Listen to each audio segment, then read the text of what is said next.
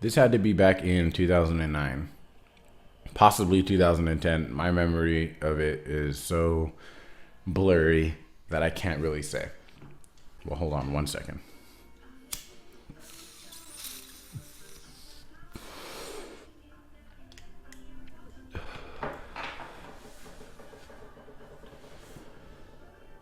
So yeah, let me start off by saying that my memory of this night is really, really blurry and faded. So I can't really get into too much detail as far as the order of things and how exactly things happened. But I do remember a lot of specific things that happened. What I do remember, it was a super fucking windy night, like extremely windy. It was when I lived with my dad in Fontana and up in Hunter's Ridge. Right there, it gets like really, really windy. It's known for like semis flipping in the freeway and like crazy stuff right there. And there's this park right across the street from my dad's house. That night, it was extremely windy, and we had the idea to take acid at the park across the street. Not sure if we knew it was windy or what was happening, but we did it. So I'm going to go in order as best as I can. So it was me, Universe, Shadow, and Steven, who I talked about in a few videos back. We walked over to the park, and I don't necessarily remember even taking the tabs. I don't remember coming up or what. Like, I don't remember anything. First thing I do remember is there's this long curved ramp at the park when you first get there, and on the side there's these big huge bushes like tall as fuck with big ass fat ass leaves like this big. And I remember just thinking like they were attached to the ground and like they were like hair like coming out of this earth head thing. And I remember that's one of the first times I ever really got into touch with nature and really kind of started to understand it a bit more, see it on a different level, that along with architecture and just how things are built. I remember listening to the Beatles, and we each individually had our own little iPod with headphones, listening to whatever we planned on listening to for the night. And I had nothing but Beatles on my iPod, and to have my headphones in and listening to the Beatles full blast, tripping balls on acid for the first time, running around through a park, it doesn't get better than that. It really doesn't at all. It was as if I was in a fucking music video, or like I was in a music video, like as if that could be real life, and like, you know what I mean, things like that could happen. It was really just some kid like all goofy faced running around the park, like probably looking retarded, but in my mind it was the most epic thing that had ever happened up until that point. It was as if I was like a god, almost like as if every single part of the song was about me and who I was, and everything in my life connected with the song, you know, on a certain level. That really like was one of the greatest experiences ever. And since then, I really have listened to music in a completely different way, especially the Beatles. The Beatles have always been one of my favorite bands. You know, I've always listened to them occasionally and like their songs, but up until that night, I wasn't as crazy of a fucking fanatic as I am right now. That really changed how I thought of them and how I heard their music, and how every one of their songs expresses like a feeling to me. They're not just songs that you listen to me. They're like songs that are like feelings in words and music. It's hard to explain. I remember listening to Strawberry Fields Forever and running across this brick wall, and putting my face against the brick wall and going and like running across like that, and just like getting lost in like the wall wrapping around as if I was in like some sort of loophole. That was one of the first hallucination kind of things I've ever had. I remember playing I don't know how, but I remember at one point, I don't even think that we talked about it, but we all just went out to the field and started pretending like we were playing baseball. I think we all had headphones in and we weren't even like talking to each other, but we were just all in the walking around in the like outfield and shit.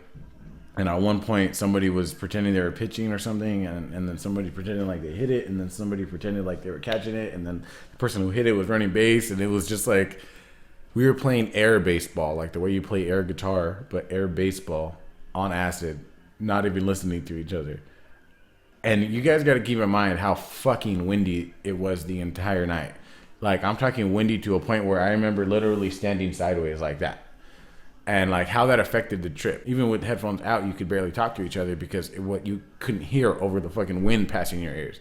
And that's how loud it was. And I think that added like a special code of safety and security, because knowing it was so windy, it felt like, I don't know, like a blanket. I don't know how to explain it. I don't know. It was hard to be paranoid when it was super windy like that. You would think it would make it crazy, but it wasn't. It made it, in my opinion, really comfortable. So yeah, we played air baseball, and that was one of the most insane experiences of my life. Like, that's so fucking cool.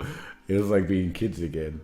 And I remember at one point we went to the playground and of the park and literally played for probably like 30, 45 minutes. Ran around, climbed on shit, just yelling, making jokes. Like, I remember there's this big, huge like rock thing in the middle of the park, and it's like a huge rock. Like, there's a little cave in it, and you can climb on top of it if you're big enough. And we all climbed on it and like just stood up there and just like felt like kings. We like went on the slide, like different shit like that, and it was really honestly like as if we were fucking children playing on the slide or on a playground.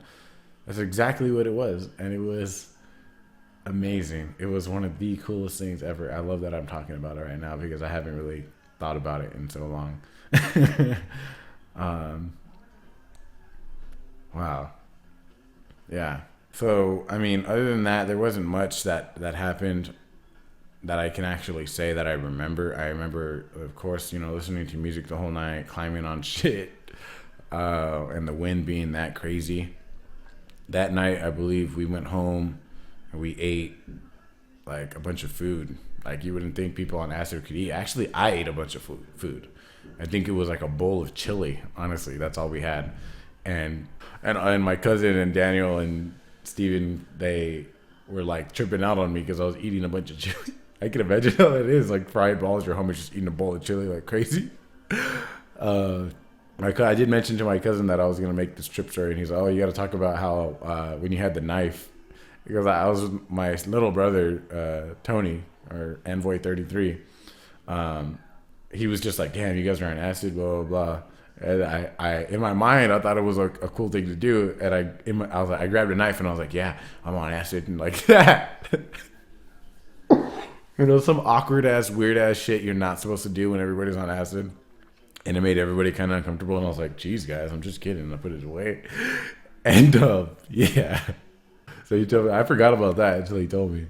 Yeah, and then I'm pretty sure, I don't know if it was this night or another night, but we went and my dad has this huge theater room. Like, he has his living room, and then on the side, there's a theater room. Like a room exclusively for a fucking theater. Like, it has theater seats with a fucking projector and all that shit. And we watched Across the Universe in Blu-ray in there. Man, that's made me fall in love with the Beatles even more. From there, I can't really say. I can't, you know what I mean? It was one of those nights that either the experience was so amazing that my memory of it is blurry, or maybe it was just so long ago, probably both. But yeah, something I had to share, I've wanted to share for a long time, but I just didn't think I could. I didn't think that I would be able to remember as much as I did. So I think I kind of got the point across of that. It was an amazing experience, one of my first ones. It was actually in a very, very safe environment. I mean, I was pretty much home with 3 other people. And it wasn't like we were frying balls like crazy, like tab. I'm pretty sure none of us even took more than one. So I think that's what made it a little bit better of an experience too. I have so many of these fucking stories. I could make these videos for a while. So yeah, that's really all. You guys be safe, be careful, holler at your boy. I'll see you next time.